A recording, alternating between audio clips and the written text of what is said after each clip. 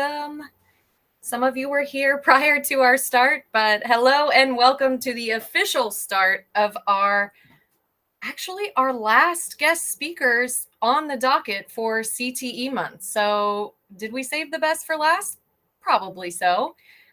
Super excited to see you all here. I know we only have 16, so I'm hoping a few more people pop in, but welcome. We are excited to hear from JayJ and Caroline Carlile, who are also known as the band SmallTown Strings. And side note, JayJ is a middle school or an 8th grader here at WAVA, and Caroline is also a K-12 student at our sister school, Insight. And they are coming to us live from Nashville, Tennessee. All right, and before we get started, today, I'm going to just scoot this over for a second. Today, the agenda is the same that it's been for all of our guest speakers. I'm going to quickly go over the meeting norms, and then we'll pass it to the SmallTown Strings, and we'll have a little bit of time, hopefully, for listening to their music and maybe making sure that we ask all the questions that we hope to ask. And then we'll close again with the feedback survey. So really quickly, you all know the drill. You're professionals. You're representing WAVA to a larger audience.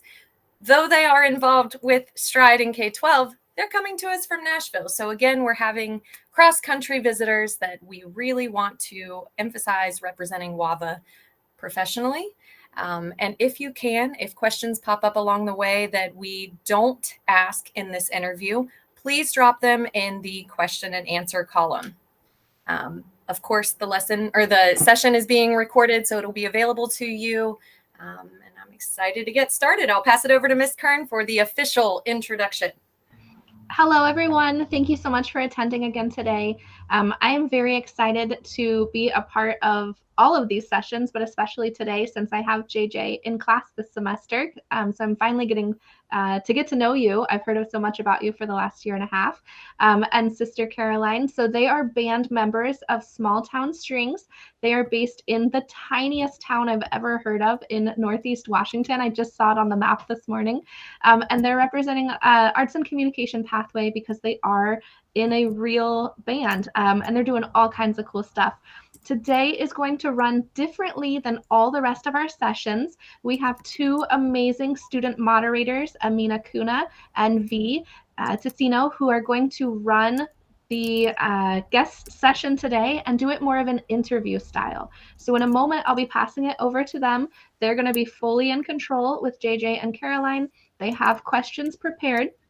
We're also going to look at some pictures of their highlights over the last couple of years, and we have exclusive, like literally top secret exclusive first view access to 2 new music videos that they just produced. So we're going to watch those at the end. If you have any questions that pop up during this time, please put them in the Q&A. I'm going to close the chat just to help everyone focus, but I will write down those questions as Amina and V are going through their part. And then if we have some time at the end, I will ask those questions.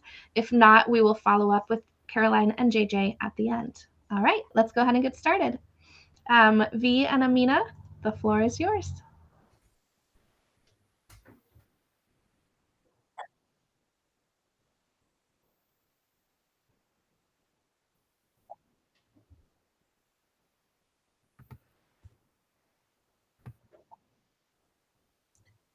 We met when he was born because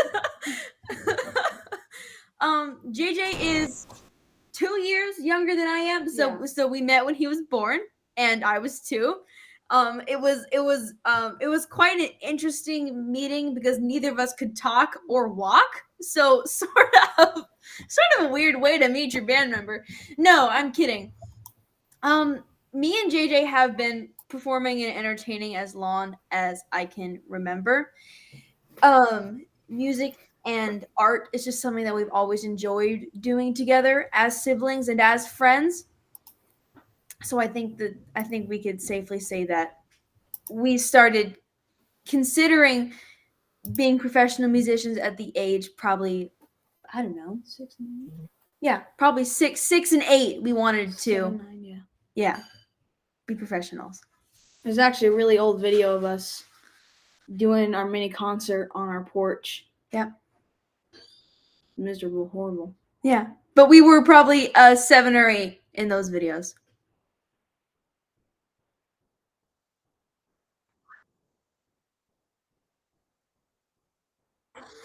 How did we come up with the name? I feel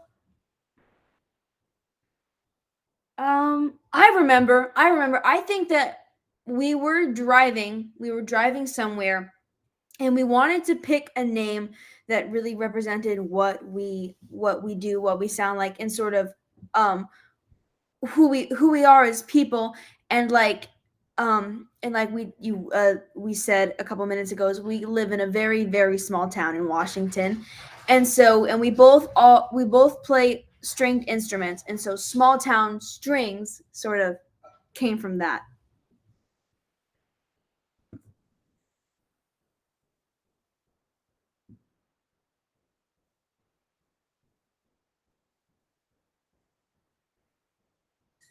I would say it's a mixture. We kind of operate under the label Americana, because Americana it takes into consideration folk music and country music and rock music, which were kind of a mix of those three. So Americana.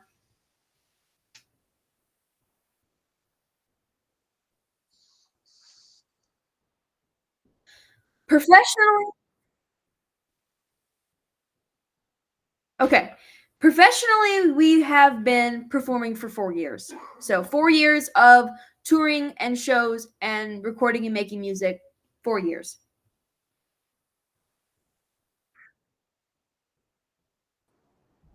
Thank you.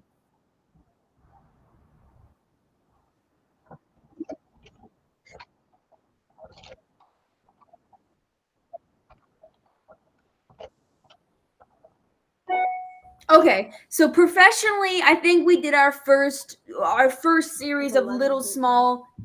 Well, we were doing Acoustic Cafe when we were like 8 and 9. That's like a school show. I don't know if that super duper counts. Well, we'll say 10 and 11. So we were middle school age when we started doing shows and showcases and stuff.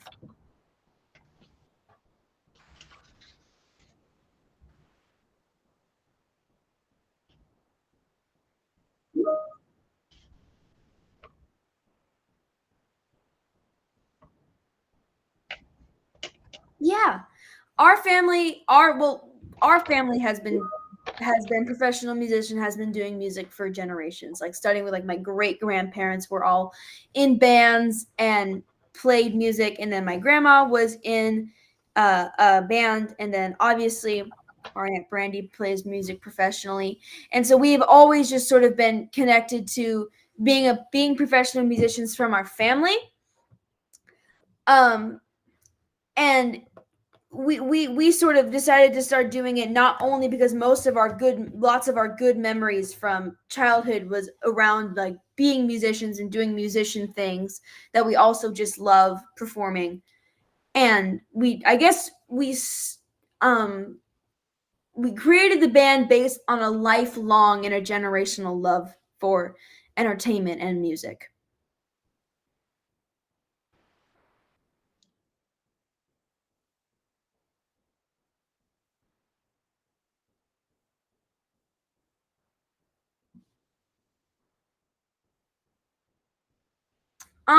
That's a great question, actually. I think it's because we liked the sound of doing it with each other, and it was always better to have like one person playing a rhythm guitar, and then the other person could have like a soloing instrument, and we could sing harmony, and we could not have to sort of bear the weight of being in charge of everything by yourself. We could sort of split it between two people. And plus, we live and convenience. Yeah, honestly, we live in the same house, so it would probably be kind of hard for us to have solo careers when our bedrooms are next to each other.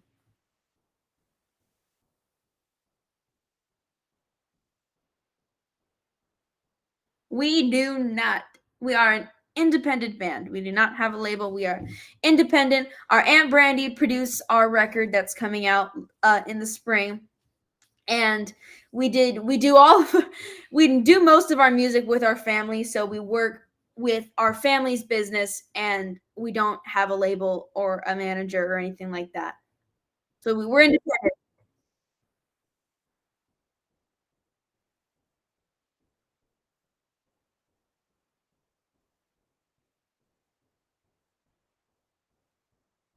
Right. Well, I guess first and foremost because we like it. You know, Yeah, touring's great. Touring's fun. Touring is performing, and touring is, and it's a fun thing to do. And that's where when you tour and when you play live, that is where you get your fans and the people who want to stick with your music. You get that by playing live shows and being able to talk with them after the show and interacting them from the stage into the crowd. And that's what sort of draws real people, like real in-person people to you, is by touring and playing live. And it's the most sustainable thing for musicians, you know, because recorded music is good, but just having like an online presence can be temporary. But touring and live music is like really, it's sustainable in that way. Also,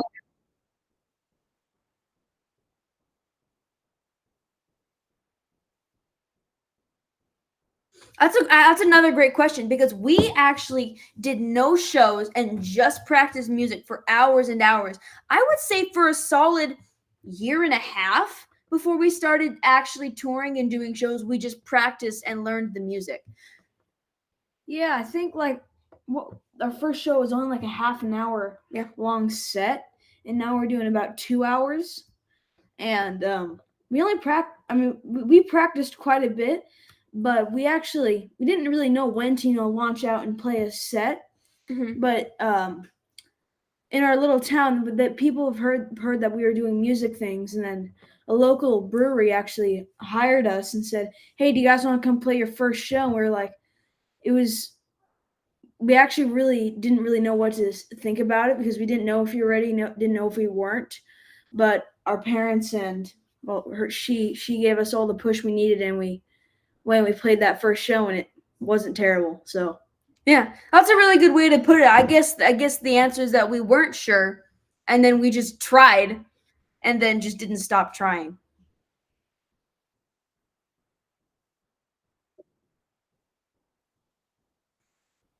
There wasn't pushback. So it was never like, no, that's not a good idea. It was always, we think that this is a great idea, but do you understand what goes into making something like this successful? Do you realize the time and the money and the practice and the dedication that goes into making something like this work? And are you prepared to do the work to make this happen? We think it's a great idea, and we totally think you can do it, but do you know the steps you have to take to make it successful?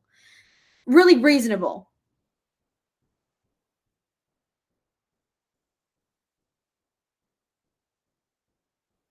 I don't. I'm crazy. crazy every single time. Crazy every single time. That's what I do. It works pretty good. I overthink it, and I wait for her to drag me on there. Yeah. I'm like, all right, I'm ready. Get to the end of the stage? No, I'm not doing it. No way. Yeah. And she's always been there to drag me on. Mm-hmm.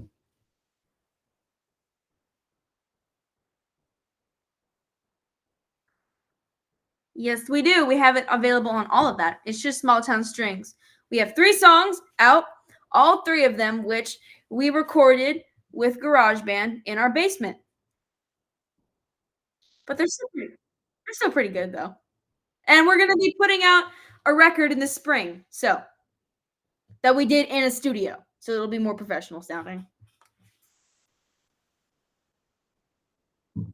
Cool.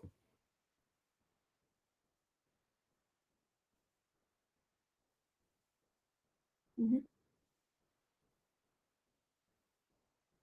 Okay, we'll do both. So your favorite instrument to play and your favorite instrument to listen to. Okay, to play for me, it's banjo, because it's what I'm the best at. Yeah, it's normally how it works. My favorite one to play would probably be the mandolin because that's easy. I'm not as good as it as the fiddle, but it's a little bit easier, so I like to play it a little bit more. Not easier in the fact that it's simpler. It just has frets. It just has frets, you know. And my favorite instrument to listen to, I like orchestral music, and so I like string sections. So like violins, violas, cellos, and I think that slide guitar is one of the coolest instruments ever. I like a lot of bass. I like the different types of bass, you know. I love those songs because they just have this big wide, just bong bong. And I just love that noise every time it hits. Mm-hmm. And then saxophone, which is that's such a good one. The complete opposite. It's very toodly doodly. Saxophone, that's a good one. That's a good one.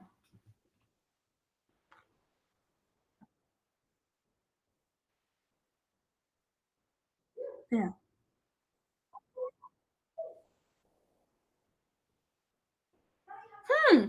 So it really varies. It changes from time to time.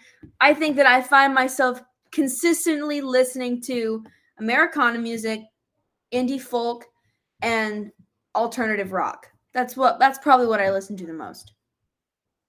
For me, it would probably be classical rock, indie music, and I don't know. Maybe bluegrass? Maybe bluegrass. Okay, yeah. maybe bluegrass.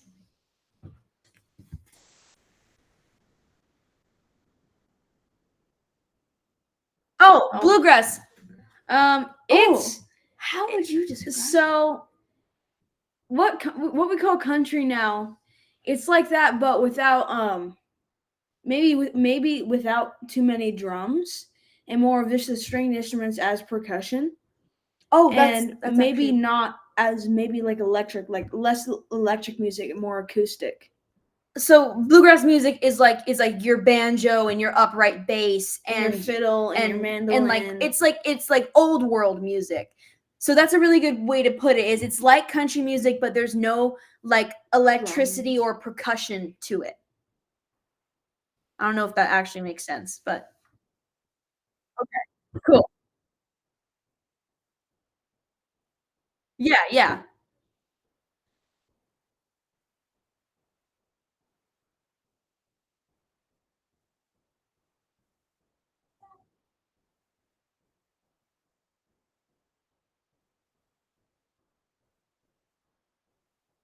I think it varies depending on the song, because there's a few songs where we want them to get up and dance. There's a few songs where we want them to listen and feel something, and feel where they want to get inspired. We want to take them basically through this emotional roller coaster and enjoy every second of it. And also, yeah, that's pretty much it. No, that's yep. Yeah. It's a good way to put it. All of it, yes.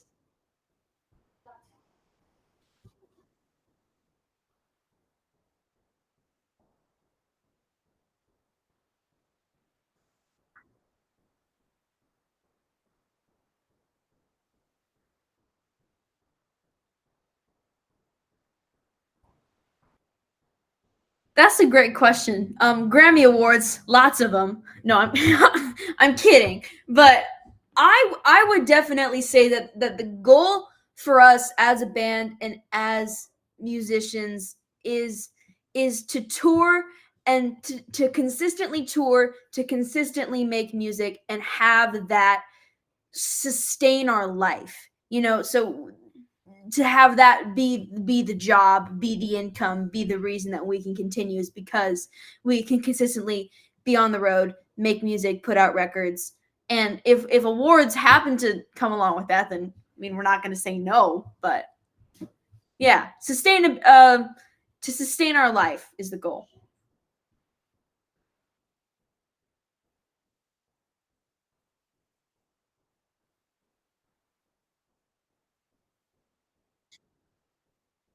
Yes. So touring does not always necessarily mean profit, especially when you're touring at our level. It's kind of like we don't breaking even. we don't lose maybe? money. So if that means profit, we're not actively losing money. So I mean, yes, we get paid for our shows, and we are able to fund, using the money we get from shows, we're able to fund and pay to be on the road and maintenance the tour bus and continue to travel further and do other shows. So yeah. Is it profitable? Yes. But is it profitable in like we're making lots of money? No, but we are able to use the money that we do make to continue making the music. Yeah.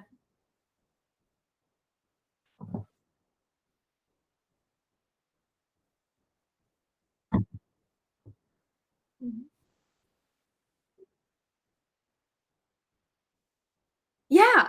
So I guess a really good tangible goals for us right now is we're going to be touring in the spring, and we're going to be touring a lot in Washington. So if you guys want to come see one of our shows, you should definitely do that. And to tour and to put out music. Our record, we just finished it. It's done now. We're just waiting to release it in the early spring. So touring in the summer and releasing our record in the spring are the two big goals for us right now. And maybe opening for a bigger band. Yeah, and then maybe getting another tour where we can open for some bigger musicians.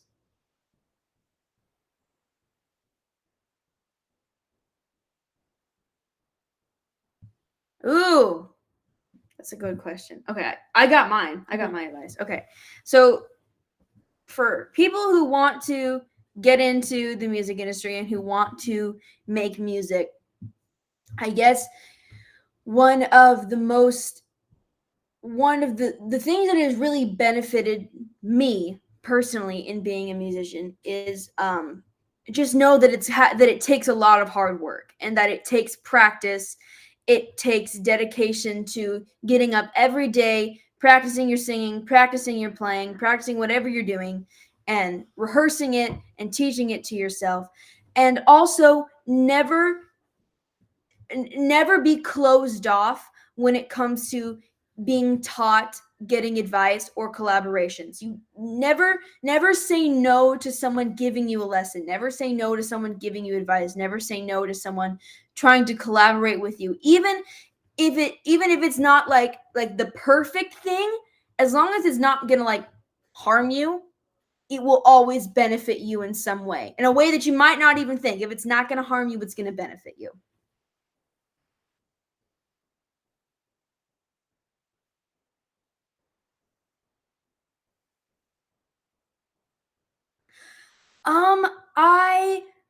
I think Yeah, I kind of know it. When you're on stage, I'm so focused that I don't really think about all this amazing thing that's happened until like I get a second where I can. And a lot of the time it's when we get back to the tour bus and I lay in my bed and I realize this is awesome. So right now I'm laying in this tiny bed in this tour bus, and I'm gonna go travel to an RV site tonight. My dad's gonna drive for 3 hours. We're gonna go to this RV site, sleep, wake up, go play in this pool, some random pool, go play another show, have great food, talk to a whole bunch of new people, and go do the same thing over and over, and 54 times over to be exact. Yeah, and it's a little bit inconsistent in a good way. So like every different move, every time you drive to a new place, it's just a new adventure. Like it's to put it frankly, it's kind of the absurdity of it all. Just the idea is that you get to live on a tour bus, and that you just get to make the music. And this is what it was for me, is for people to step outside of whatever their daily routine is, to come and make a special trip, to come see you play your music. And for me as a songwriter, it's to have people come and sometimes even pay you just to play songs that you've written about your own experiences. Like, that's sort of a crazy thing.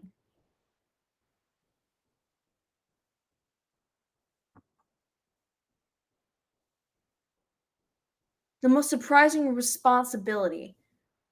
I know what mine is. Go ahead and tell yours. I think I might have a few. Go ahead. What's your most like most surprising responsibility. Like you were surprised. Like I just want to make sure we're getting your question right. Like we were surprised that it was like we had to do this, Or we were able to. Okay.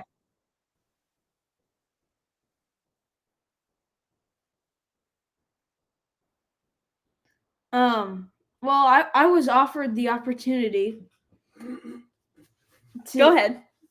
Okay. Yeah.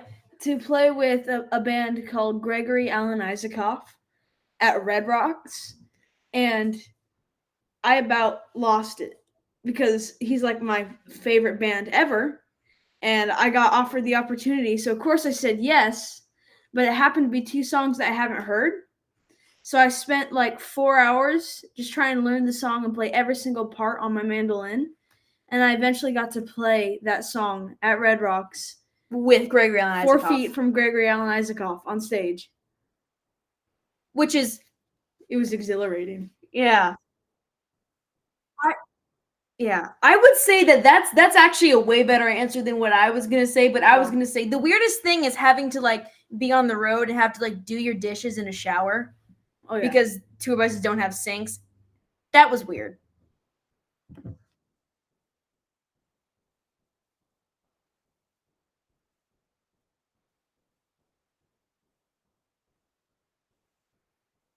What do you mean? I want to make sure I answer this correctly.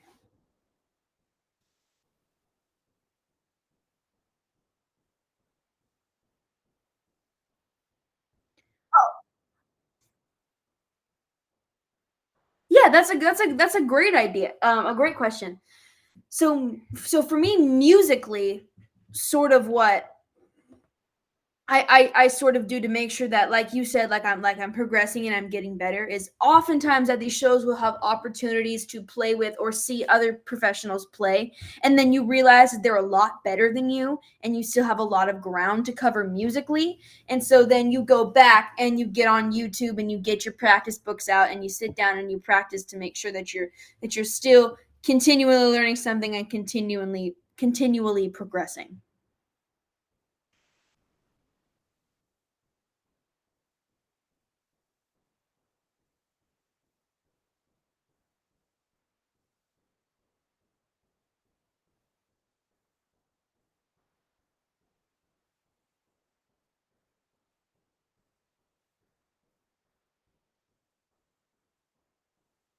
Cool. Thank you guys. You guys were awesome interviewers. We appreciate it. Those were some cool questions. Yeah, great questions. Great job, V and Amina. I'm so proud of both of you. JJ and Caroline, I do have a list here of about 8 questions from the audience, and I'd love to ask you that. I do want to pause for just a moment. It is 12:57. I know many of our high school students have courses to go to at 1 o'clock. So if you have a 1 o'clock class, please don't be late to class. You are welcome to head out.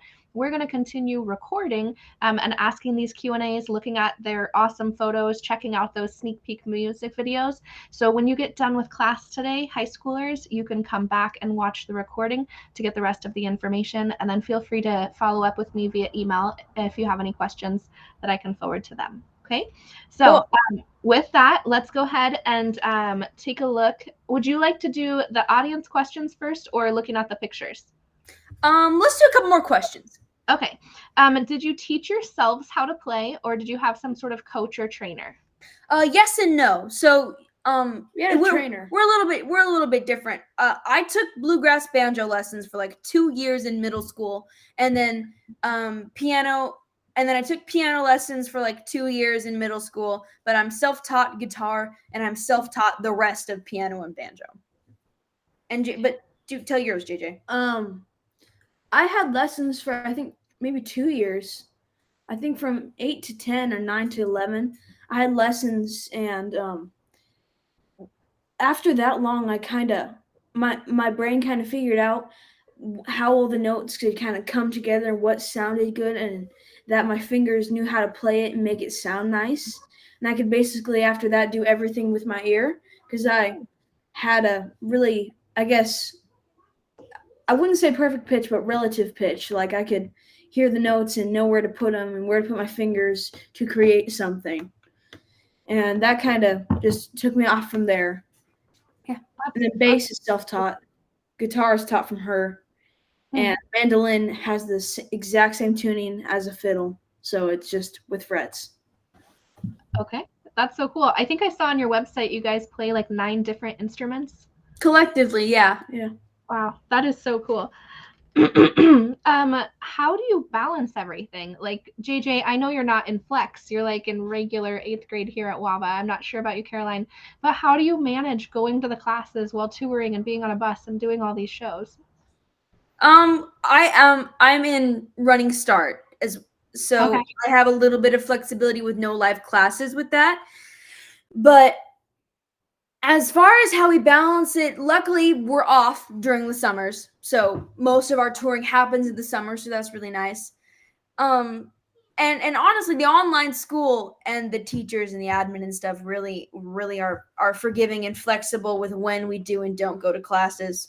Especially time differences. That was That's been a huge thing, is being in a different time zone. We'll be in Kentucky or wherever, and we'll be like, it's almost time for my class, and they're like, I'll text my friend and I'll be like, hey, you ready to go to school, or what are you up to? And he goes, it's 4 a.m. Yeah. We're 3 hours ahead. Yeah, that's tough switching back and forth. Yeah. Okay. Excellent. Thank you for answering that. What is your favorite part of being in a band or performing? And what would you say is like the hardest or least favorite part? My favorite part, I think I already kind of said this, but I think that my favorite part is just the concept that the songs that we write about our own experiences in our own life, people relate to them or like them enough to come out and watch us perform at shows and sometimes even pay us to do that. It's my favorite part. And my least favorite part is probably, I don't think I dislike it, but the hardest part is probably the business side.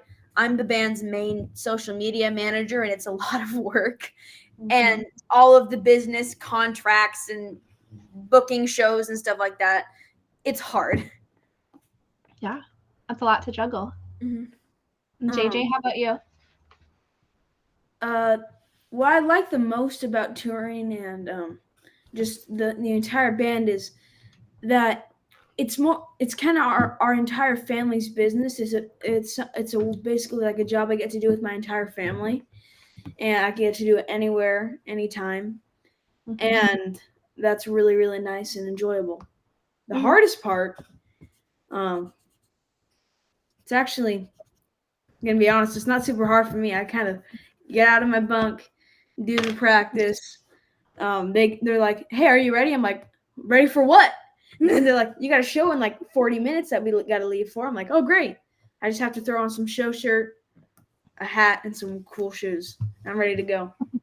And some cool shoes. I really just go with the flow. Yeah.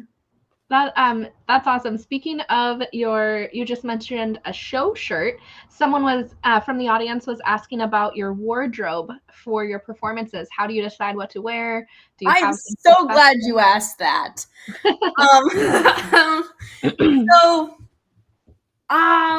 Lately, what a lot of we've been doing to put together wardrobe is we like to look for weird stuff that no one else would wear because it makes you look sparkly and original. And so JJ mainly has a collection of these interesting looking shirts, and he wears that hat all the time. I have probably, last time I counted, and I got quite a few more shirts then, was 27 show shirts. And he just wears those with black pants. You and one pair of black pants, but you have all the way from black and silver and just kind of black dress shirts, all the way to purple, green, and orange and yellow bright glittery shirts.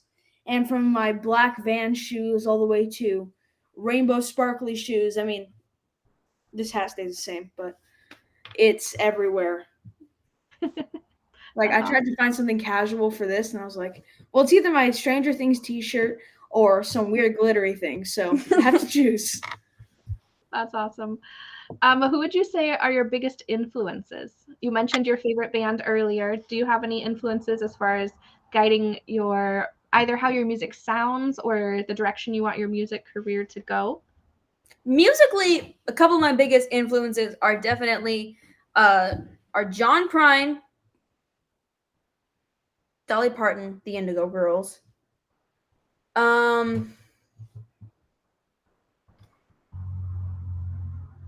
And Beach Boys. Got it. Oh yeah. Yeah. And you? I would think John Prine, and like as in like a songwriting thing, like a just the way he writes the songs and talks, probably John Prine. Harmony singing, absolutely Beach Boys And Indigo Girls. or Indigo Girls.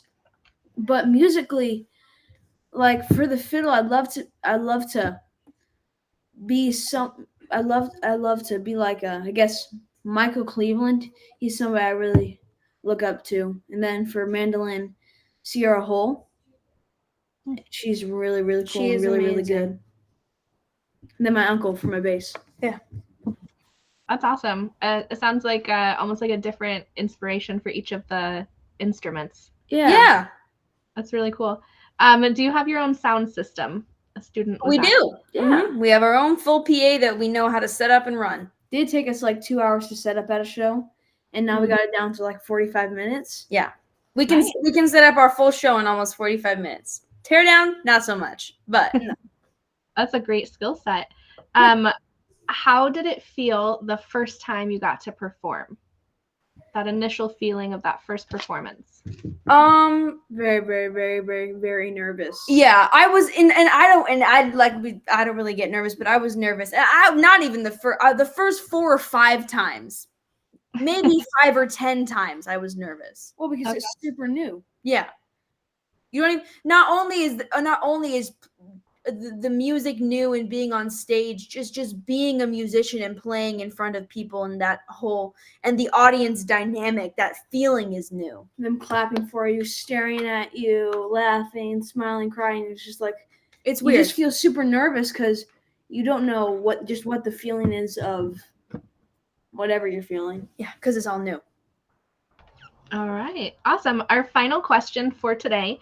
Where do you plan to go from here? Do you plan on sticking together as a duo long term, adding more band members, doing a solo career, changing into something else in the music industry? I think that we probably plan to stay a duo as long as we can stand each other. And we would love to probably eventually play with a band. Yeah. Other kid musicians preferably. Yeah. But we're like get like a full-time drummer, a full-time bass player, something like that. I say I'm not good at bass, Caroline. No. An additional bass player, JJ.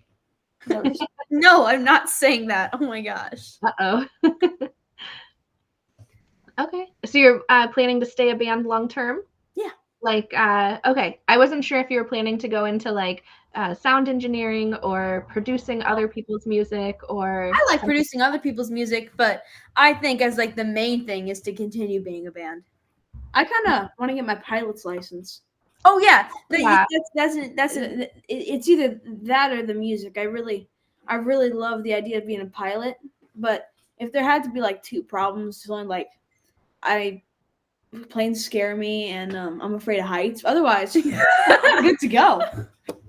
That should be fine. A love-hate relationship. I really want to be a pilot, yet heights, I'm not great with heights, and planes, I have to not chew my fingers. They just make me a little bit nervous for some reason. Mm-hmm. Maybe if you're in control of it, maybe it'll Yeah, be That's what I said. She says I'm a control freak. I don't think I am. That remains to be seen.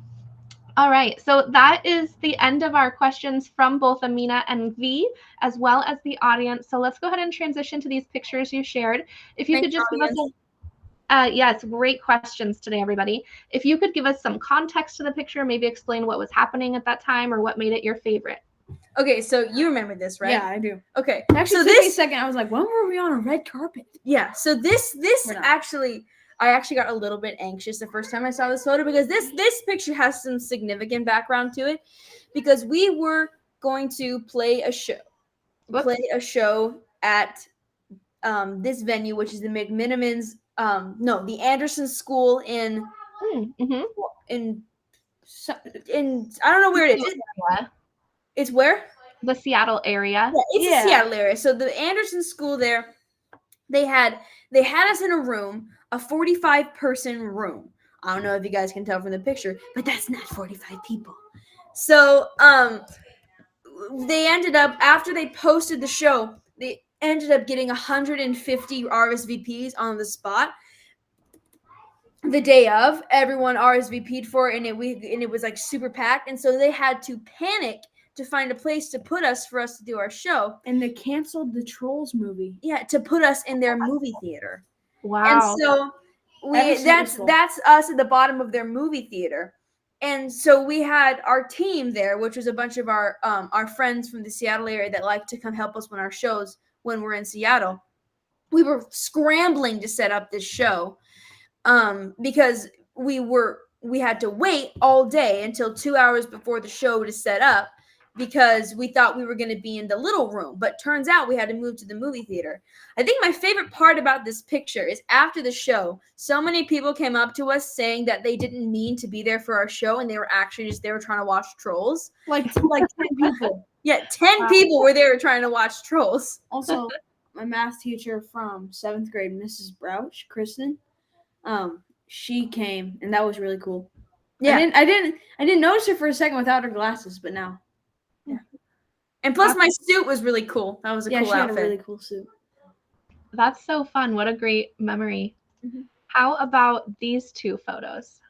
Okay, so the one on the left over here, this one was our show at where we're out in the street. This was our show at Easy Street Records. Now, you guys, has anybody here been to Easy Street Records in Seattle?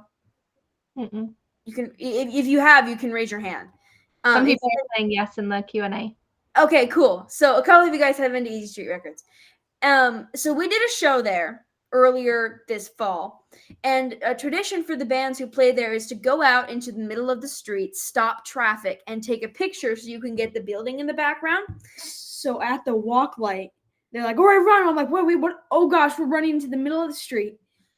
And you pose instantly for the picture. And you have to carry that sign into the middle of the street too. So don't drop their sign and go in the middle of the road. People were honking at us. It was awesome. That's great. Mm-hmm. And then the picture over on the right, this is us at an event we recently just did at our Aunt Brandy's Groceries on a Weekend Festival down in Mexico. And so we did a show on the beach. But not only did we do a show, we hosted an event called Cooking with the Carliles. I don't know if you guys know this about us, but none of us can cook. None of us are that good at it. And so we decided that we were going to it was a guacamole contest.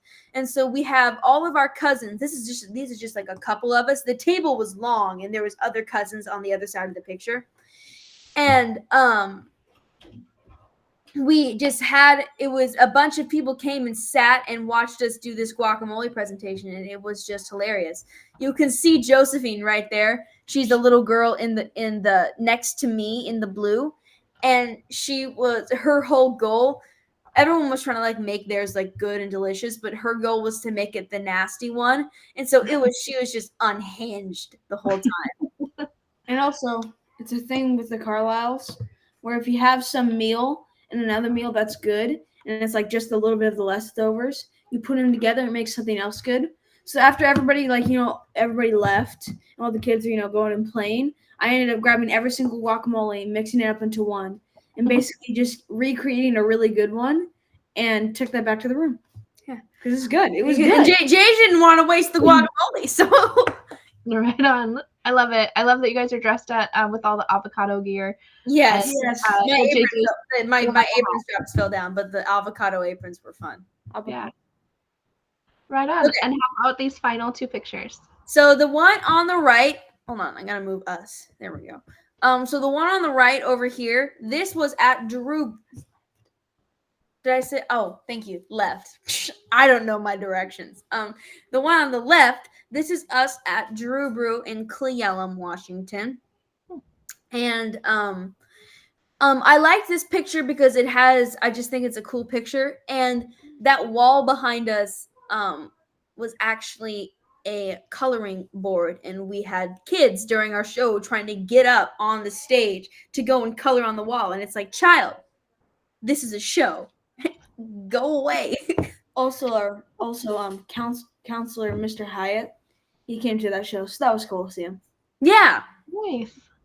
That show was also funny because we were originally gonna set up outside, and we were getting ready to set up and finding a spot, and I look up and the clouds are just kind of stormy, and I'm like, you guys, I don't know anything about the weather. I'm not the weather fairy, but I feel like it's gonna rain. And I feel like it's not gonna be something we're gonna be able to just ignore for a couple minutes. And they're like, no, it's fine. And I'm like, you guys, I'm overriding. We really should go inside. And they're like, fine, you're the boss, whatever. And we moved inside. And literally halfway through the show, torrential downpour, thunder and lightning. But we were inside. And I was like, I told you. Nice. Told you. Yeah. That instinct. Yeah. My rain instincts. And your leadership skills to get people to listen to you and move the show. That's great. You don't want to get all your equipment wet, especially with the electrical stuff. Wonderful. Sorry, go ahead. Okay. The picture on the right is us at the Spanish Ballroom in Seattle. In Tacoma, actually. It's in Tacoma, the Spanish Ballroom. And we did a sold-out show there, and it was so fun. And I just love the Spanish Ballroom because they're so hospitable, and they really take care of the artists. We had a whole backstage that was like catered and food, and it was just really special and really fancy. And plus, the lighting in this picture is really cool. Yeah, that's like actually the third time ever that we've had like a backstage green room catering area. Yeah. Also, that's a nice perk. Miss Bernardoni, Andy Bernardoni was there. Oh, that's so cool. I was just pulling up your tour schedule on the side to see when you're going to be back in my area. We haven't released an official tour schedule for the spring, but we will. I think we have like 5 different dates in Washington. 2 of them being we're playing Cave B. Do you know where that is? Cave B at the Gorge. Oh wow! No. Yeah, we're playing. It's a little side stage at the Gorge, and we're playing that for Dave Matthews, and we're playing that for Noah Khan, which is really exciting. Wow, that's so cool. All right, so thank you for sharing with us about those pictures.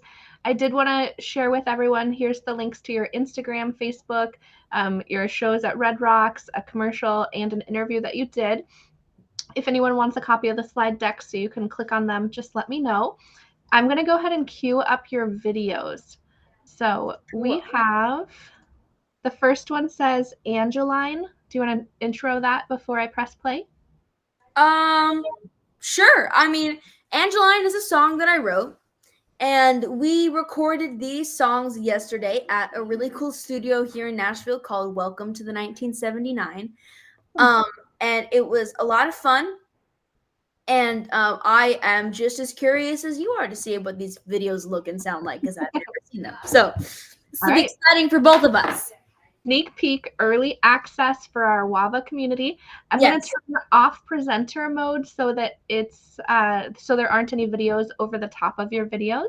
And again, this is Angeline. Here we go.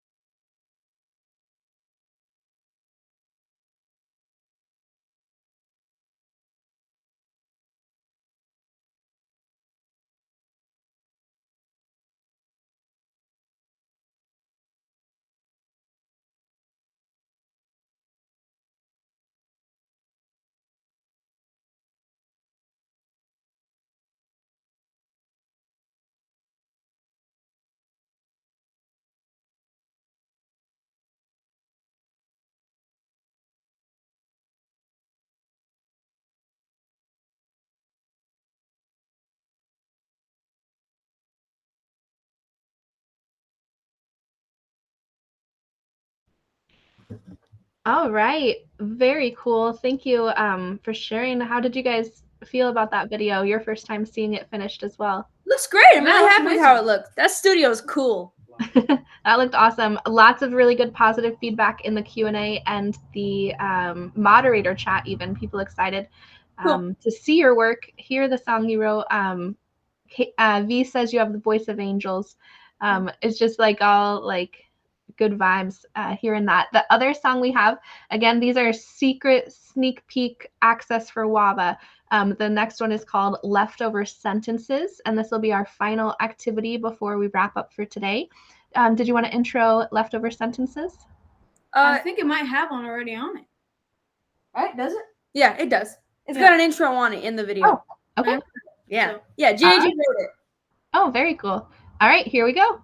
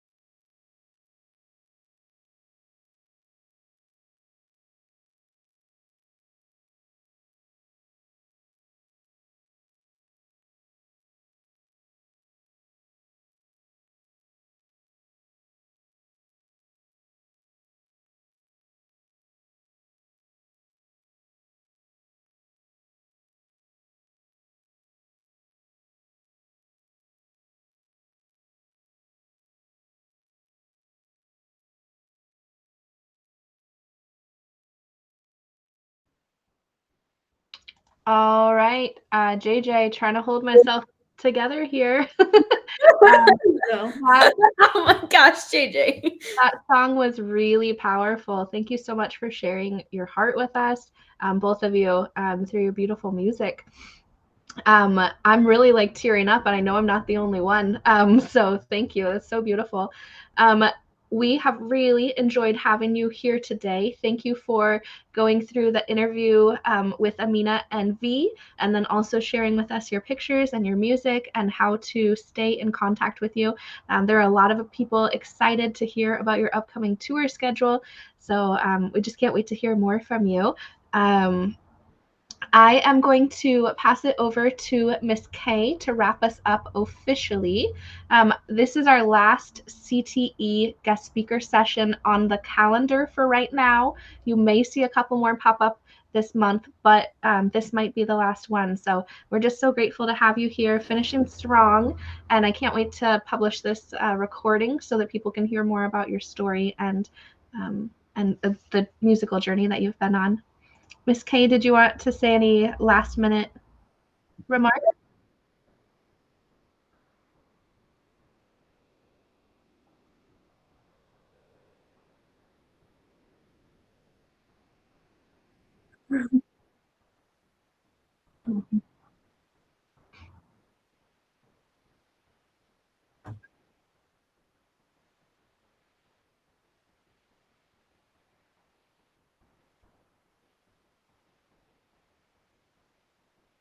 Thank you. I appreciate that. Thanks for having us. It was a great interview. Yeah, it's awesome.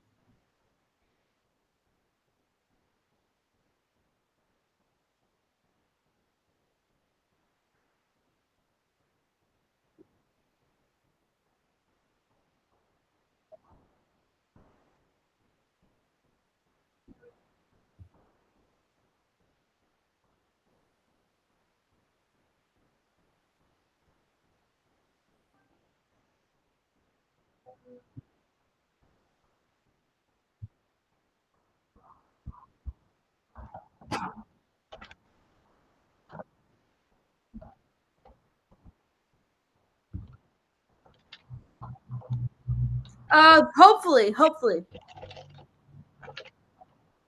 Thanks.